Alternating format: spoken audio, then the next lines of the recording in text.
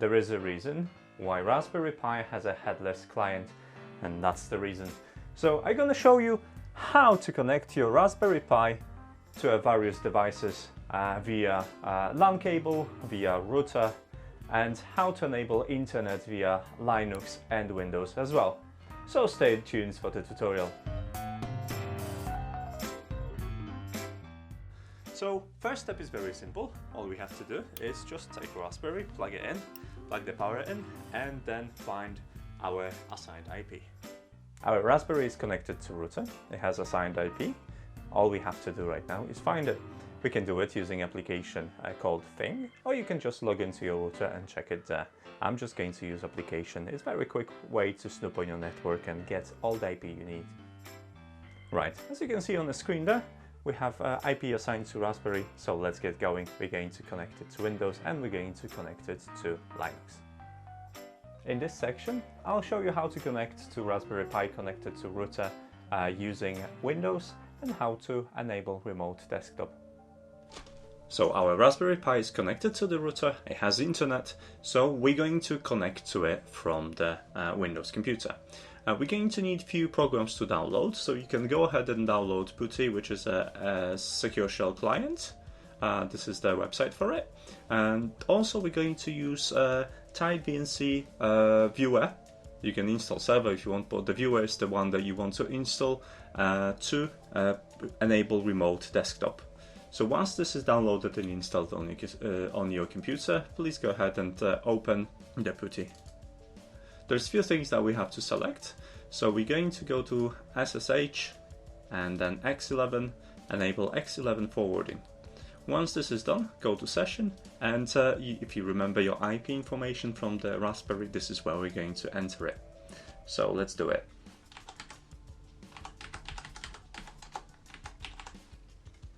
And let's start a connection. The default login for the Raspberry Pi is Pi, and the default password is Raspberry. And here you go. Right now we have an open terminal session on our Raspberry Pi. Since we know that the Raspberry Pi is connected to internet, let's go ahead and download the program responsible for the remote desktop. And this is TideVNC server.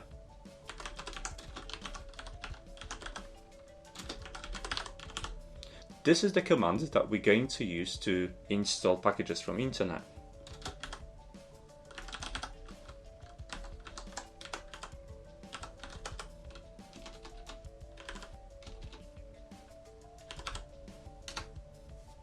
So right now our TideVNC server is being installed. Okay, that has been completed, so let's start with initiating this the server.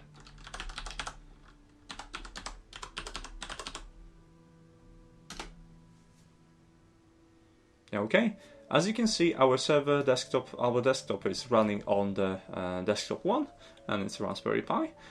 Probably at this point you could have been asked about passwords. If you enter the passwords, please remember them, as we're going to need them if you want to start remote desktop connection. So once this is done, let's go ahead and open our viewer.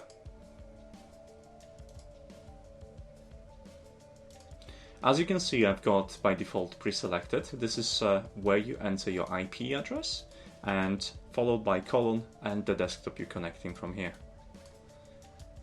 So let's connect to it.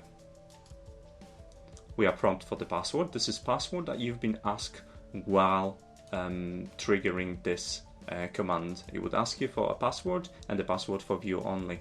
So enter the password accordingly. And there you go. You've got a Raspberry connection, and it's enabled to the internet as well. And there you go. This is the Raspberry desktop, remote desktop on the Windows. In this section, we're going to connect to Raspberry from Windows using LAN cable, and then we're going to share internet with it. We're starting with connecting our Raspberry to the computer, so slot in your card, connect the LAN cable to computer and to Raspberry, and then power on your device. We'll have to go to the network connections on your Windows, as we're going to investigate what IP has been assigned to the Raspberry. Clicking details of the connections, you can see assign IP to the connection, and this is 169.254.134.131. What we're going to do now is make sure that our DNS is assigned automatically in IPv4 sections like this. Everything is looking correctly. I'm going to make a note of this IP just to make sure I wouldn't forget about it. When this is done, we're going to power down the device, and we're going to set the IP manually by editing file on our card. After plugging your card to the computer, you'll see there are two partitions, and one of them is called boot partition. This is where you're gonna find the command line text file that we're going to edit. And the end of the string, and without adding a new line, we're just going to specify IP. The IP is as follows: IP equals and then IP address that we saved previously. The IP that we're going to be assigning is slightly different than the one we've copied. So we're going to paste the entire IP and just swap the last digit on, let's say 2. Once this is done, simply save the file on the micro SD, eject the card and put it back to the Raspberry Pi, then put the Raspberry again. While it's connecting, let's go to the internet. We're going to need to download PuTTY, which is a terminal emulator, and we're going to also need a VNC viewer. When the connection is established between the Raspberry and our computer, we can start with terminal. So open your PuTTY and configure it as follows. In Secure Shell options, you want to enable X11 forwarding, and then you want to configure your IP in a session. That's the same IP that we've entered on the card, so I can just copy and paste the one I've got in a clipboard. If you wish, you can give a name to this connection and then save it for later. Once this is completed and our computer finished identifying the network, we can hit open. You may get a prompt asking you to OK some settings, and then you'll be taken to the terminal. To log in, we're going to use Pi. This is default login name, and the default password is Raspberry. After this, we have a terminal session open on Raspberry Pi, and we can continue. If you previously had the VNC server installed on your Raspberry Pi, you can recall the installation again. If not, we're going to connect to internet a little bit later. For now, I'm going to show you how to establish remote desktop. So I'm just going to download a VNC server. This is Tide VNC server. And when it's downloaded and installed, I'm just going to run it. If you've not run the Tide VNC server before, and this is your first time, you'll be asked for a password. Take a note of the password, as you're going to need it to connect to remote desktop.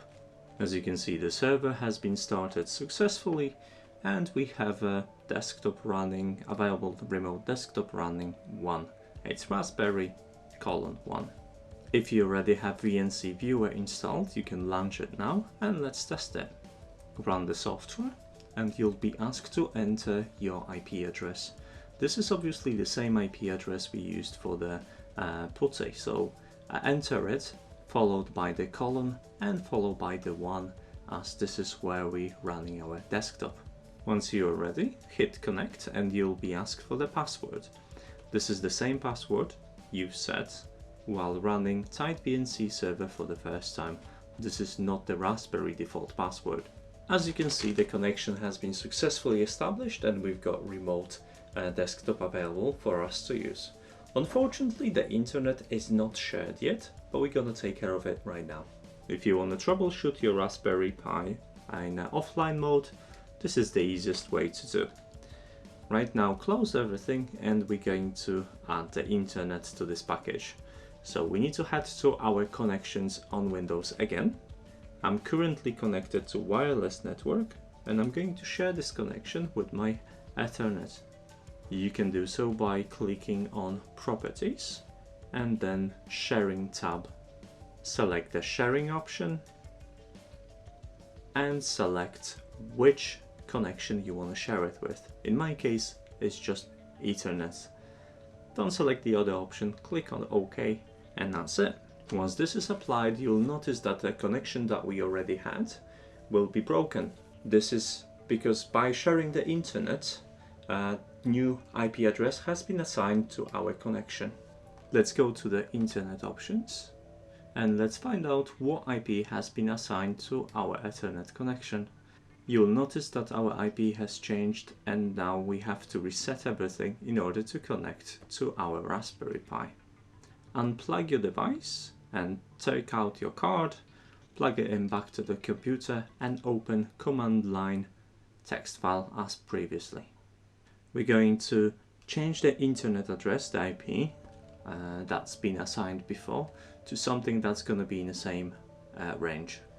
Make sure you're going to use the correct IP address, then enter it at the end of it, just changing the last digit.